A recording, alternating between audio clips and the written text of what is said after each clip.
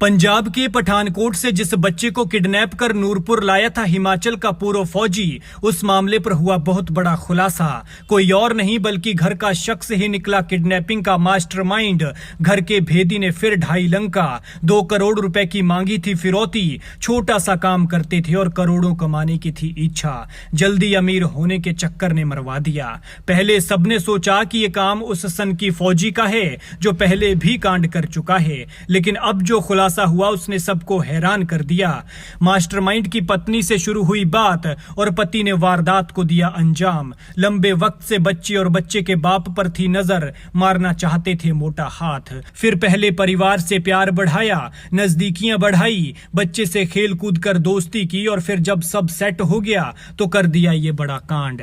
हिमाचल का वो सन की फौजी जो पैसों के लालच में मारा गया और अभी फरार चल रहा है, लेकिन पकड़े आरोपियों ने पूछताछ में जो बताया वो बेहद चौंकाने वाला है। इससे पहले 3 बार किडनैपिंग की कोशिश कर चुके थे, लेकिन चौथी बार मंसूबों को अंजाम देने में कामयाब हो गए। लेकिन कहते हैं ना कि कानून के हाथ लंबे होते हैं, जो जरूरत पड़ने पर हलक में हाथ डालने पर पेट से भी सच निकलवा लेते हैं। वो फौजी अमित राणा पहले खुद का अंतिम संस्कार कर चुका है, यानी दुनिया की नजरों में मरा हुआ साबित होने के लिए उसने खुद की गाड़ी में गाड़ी समेत खुद को जला दिया था और फिर हिमाचल से बाहर चला गया था ताकि सबको लगे कि वो मर गया है, लेकिन बाद में पकड़ा गया था और अब उसने पैसे के लालच में आकर ये कांड कर दिया।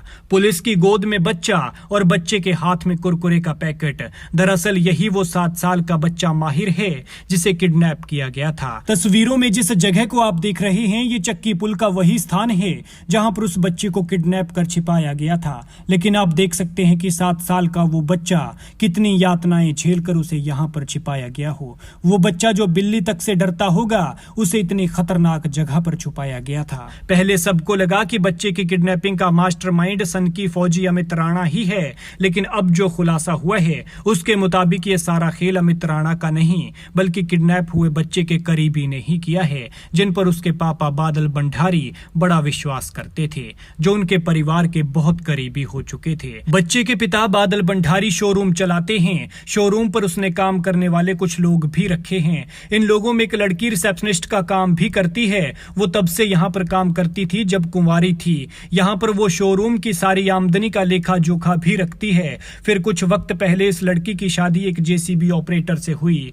काम करने में बेहद ईमानदार ये लड़की दिन भर काम करती थी, अच्छे से ड्यूटी करती थी और शाम को घर जाने के बाद दिन भर की सारी बातें अपने पति अवतार के साथ शेयर करती थी, जिससे पति को पता चल जाता था कि आज शोरूम में हजारों लाखों रुपए का लेन देन हुआ। इससे उस रिसेप्शनिस्ट के पति अवतार के मन में लालच पैदा हो गया और वो पत्नी को बिना बताए लूट के इरादे से प्लानिंग करने लगा। इसके बाद अवतार रोज ड्यूटी के बाद अपनी पत्नी को लेने के लिए शोरूम चला जाता था। फिर उसने धीरे धीरे शोरूम के मालिक और बच्चे के पिता से नजदीकियां बढ़ाई, जिसके बाद वो उनके घर आने जाने लगे थे और बच्चे से मिलने जुलने लगे। इसके बाद अवतार नाम के इस शातिर ने बच्चे और उसके परिवार दोनों का विश्वास जीता और फिर उसके दिमाग में आया कि जल्दी अमीर बनना है तो बच्चे की किडनैपिंग करो और फिरौती मांगो। इसके बाद अवतार ने अपने 2 साथियों को इस काम के लिए हायर किया। दोनों में अवतार का एक साथी ऋषभ है जो जेसीबी चलाता है और हिमाचल का ही रहने वाला है, और दूसरा अमित राणा था जो पूर्व फौजी है। अवतार ने दोनों लोगों को इस काम पर लगा दिया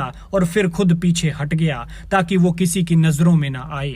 अब इन लोगों को इस कांड को अंजाम देने के लिए एक गाड़ी चाहिए थी, क्योंकि 2 व्हीलर पर किडनैपिंग करना मुश्किल हो जाता। इसके लिए अमित राणा ने चंडीगढ़ से एक स्विफ्ट गाड़ी किराए पर ली, जिस पर उन्होंने चंबा नंबर की एक गाड़ी की फर्जी नंबर प्लेट लगाई ताकि पुलिस को गुमराह किया जा सके। हैरत की बात यह है कि इन लोगों ने इस स्विफ्ट गाड़ी को इस तरह से डिजाइन किया जैसी कि गाड़ी एक चंबा जिला में थी। इन्होंने उस गाड़ी को देखा था और हूबहू उसी तरह से डिजाइन किया गया था ताकि शक किसी और पर जाए। जानकारी के मुताबिक इन आरोपियों ने 27, 28 और 29 अगस्त को भी बच्चे की किडनैपिंग की कोशिश की थी, लेकिन नाकाम रहे थे और आखिरकार 30 अगस्त को बच्चे को किडनैप कर लिया गया था। बच्चा जब स्कूल से घर लौट रहा था तो स्विफ्ट कार में आए इन आरोपियों ने उसे खींच लिया और फिर साथ ले गए थे। इस दौरान आरोपियों ने एक चिट्ठी भी फेंकी और 2 करोड़ रुपए की फिरौती मांगी। इस घटना का सीसीटीवी वीडियो भी सामने आया था। बाद में जांच में पता चला कि कार में हिमाचल का फर्जी नंबर प्लेट लगाया गया था। सूचना मिलते ही पंजाब पुलिस हरकत में आई और फिर हिमाचल प्रदेश पुलिस से भी संपर्क किया गया, जिसके बाद नूरपुर और पठानकोट पुलिस ने कार्रवाई करते हुए करीब 7 घंटे के अंदर किडनैप हुए बच्चे को बरामद कर उसके अपनों को सौंप दिया। फिलहाल पुलिस ने 2 लोगों को गिरफ्तार कर लिया है और 2 की तलाश जारी है। वहीं इस पूरी गुत्थी को सुलझाने में नूरपुर के लोहारपुरा के युवाओं की अहम भूमिका रही, क्योंकि अगर वो नहीं होते तो शायद बच्चा भी नहीं मिल पाता, क्योंकि शातिरों ने बच्चे को चक्की पुल के नीचे स्लैब पर छिपा दिया था और बच्चा यहाँ भी छिपाया जा सकता है ये सिर्फ लोकल लड़के ही जानते थे। फिर इन लड़कों में एक साहसी लड़का ऐसा था जिसने पुल की रेलिंग फांद कर नीचे जाकर देखा तो पता चला कि वहां पर बच्चे को छिपाया गया है, जिसके बाद उसे बाहर निकाला गया।